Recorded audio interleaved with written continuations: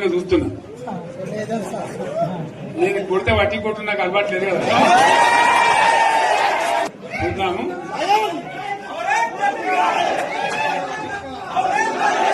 నాలుగు రోజులు కానీ అన్నట్టుగా నేను చూస్తా ఉన్నా. కానీ మన వాళ్ళందరూ కూడా ప్రతిపాదిస్తున్న ఏంటంటే, ఒక సంవత్సరం జరిగిపోయింది, సంగమేశ్వర ఆన్నే పన్నది, బసవేశ్వర ఆన్నే పన్నది, పాలమూరు ఉత్పత్తుల పథకం ఆన్నే పన్నది, కాళేశ్వరం అట్లే ఎండబెడుతున్నారు.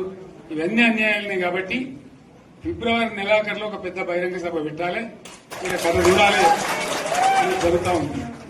కాబట్టి మీరు కూడా పెద్ద ఎత్తున దయచేసి ఆ సభకు కదిలి రావాలి. కదా దూరమే ఉండదు. ఆ రకంగా